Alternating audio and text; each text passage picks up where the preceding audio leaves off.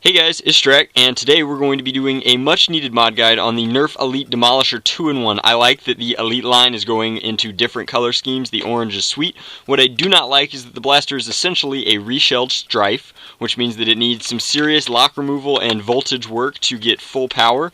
And I just can't stand how puny this missile launcher is. If you see here, covering the front and then kind of playing with the plunger here, I have complete free travel with a complete seal, and then I only really get pressure released in this last centimeter or so. You can see right there is where we have actual suction, and it's just terrible. Now, I plan on modifying this and modifying the blaster itself, but in order to get started, we're going to have to take the blaster apart, which we will do by cracking this side off and butterflying it open. Alright guys, so like I said, we're going to be taking apart the blaster now. I've gone ahead and loosened all 24 of the Phillips head screws. They're all standard size Nerf screws, which is good, and you don't have to worry about where they went because they're all more or less the same size. That said, there are some that are super recessed, like this one and this one, where my regular size screwdriver would not fit in far enough, so I had to come in and use one with a narrower profile. Just keep that in mind if you've been using one screwdriver for all of your mods like me, that you will need occasionally one that is narrower to get into those places. The first piece of really good news is that as we come in here removing these 4 screws, you can see that this system is completely isolated. You can modify it by just knocking this down and pulling out your plunger. Now you can see here that there's no friction whatsoever in this matrix, which is why the missile performance is so poor. Now, fixing that should be relatively easy, and I'll show you later on, but I plan on doing a Teflon tape and O-ring seal improvement mod to get the maximum performance out of our 2-in-1 missile. Now, after you remove that and pop the stock off, you can kind of butterfly open the body itself. Sometimes I use a flathead screwdriver to do this, but I'm just going to use the butt end of this and kind of tease it open. Now, there's another really nice, that one kind of refed into its port. There's another nice piece of news, and all of these screws are about to fall off. But in here you can see that Nerf has included a quick clip system, which is kind of wild, that they've made it much easier for us to work on separate halves of the blaster by ensuring that our power system is completely separate and we can set that otherwise empty shell off. Now, the disappointing thing is that while they made the electronic system much easier to work with by virtue of this quick clip, they made the blaster the same as the strife, and that it still has all of these unnecessary locks. There are still thermistors inside this motor housing, but they also solvent welded a secondary shell piece in here, and you can see as we kind of tease this jam door out of place, and it has its own running rails. I might have to come in here and remove this piece first. But you can see that we have all the regular locks, all of the regular puny kind of wiring that Hasbro usually equips us with, and then in here we have not only screws holding down this plate, but it's also solvent welded into place, which means that you're either going to have to physically pry it up, and I'll show you that, or you could use the boiling water method to kind of melt and loosen that bond before you pop it off. That said, we're going to have to streamline these internals so that we can get a straight shot to our new batteries and just general better performance, and then less locks so that we can rev the blaster, fire the blaster, pull the trigger whenever we want to, because locks are bad and they remove the end user experience. So I'm going to start breaking down these internals and I'll show you what we do next. Alright guys, so you can see here that I took the entire trigger and dart pusher assembly and completely ported it over here just so that I could get at these internals easier. I then moved this off, removed this piece which is underneath it, and just take it out of the blaster entirely because it serves no purpose but to be the trigger lock, and I have very little interest in that. Then I took a screw out here, a screw out here, and a screw out here, and you can see that this comes up, lets us get our jam door out, set that aside, and you can see that the circuit is starting to make more sense. You can see that this is our electronic lock for our jam door, and then you can see over here that this is the electronic lock as well as the mechanical lock for the clip portion, and it's kind of holding the wires down, which is wild. They're just making that a little more tricky. But I'm going to yank those out and isolate that. Then I'm going to yank this as well, because this is all kind of useless to us. And now that I've got the majority of these locks removed, the blaster should be a lot smoother. I also want to get this spring out, but I can do that in the next segment. Now what I have to do is come in and get this flywheel assembly out of the blaster, just so that I can rewire it properly.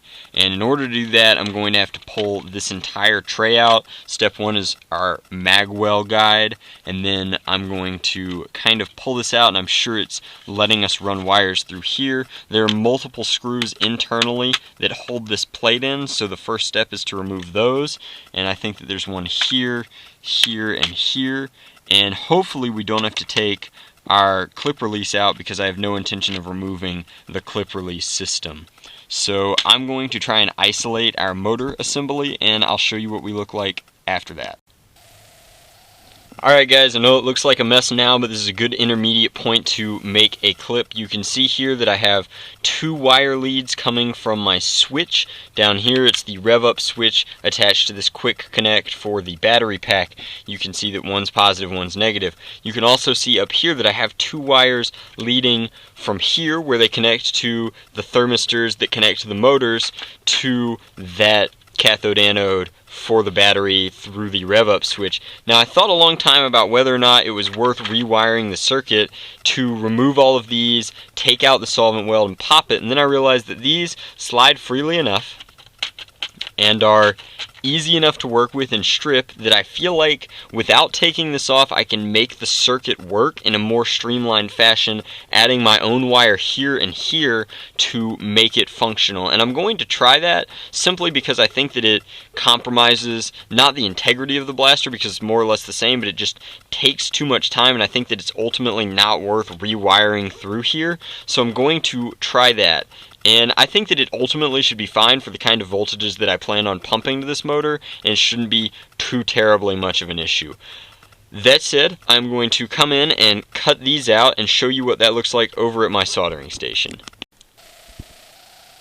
So you can see here that where once we had thermistors, I have gone ahead and snipped the leads, then I've come back in and I've soldered in a new piece of filament style wire that has an exposed portion here, and I just use that to not only test with alligator clamps but also to eventually connect and make sure that our motors are in parallel.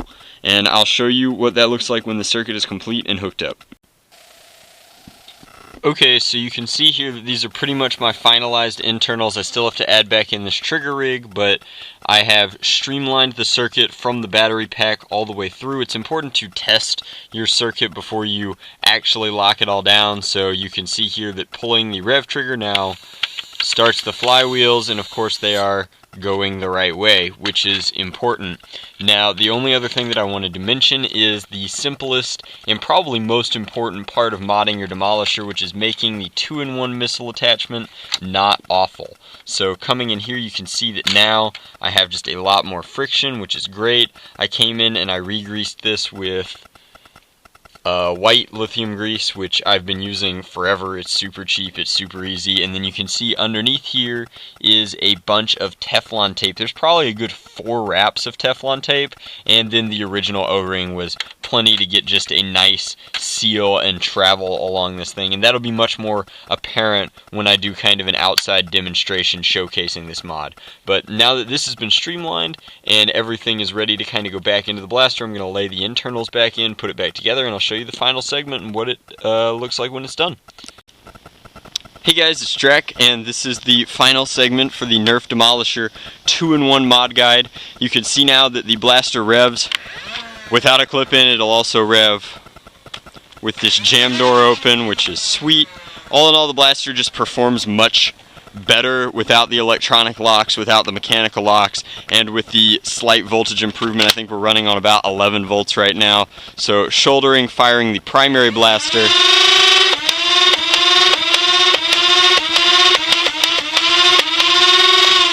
You can see that our darts are flying much farther. The performance is just much nicer.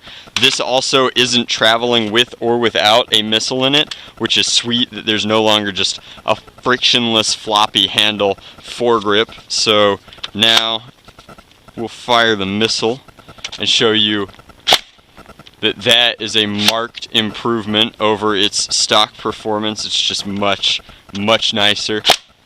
That we can get them to fly actual distances and use them as or mortar role play scenario kind of ammunition, because secondary shots should do something special. They shouldn't do the same thing as your regular darts. Anyway, if you liked this blaster, I have decided to put it up for sale, so the link to the auction will be in the description box below if you want to buy a fully modded, fully loaded Demolisher of your very own. As always, guys, thanks for watching.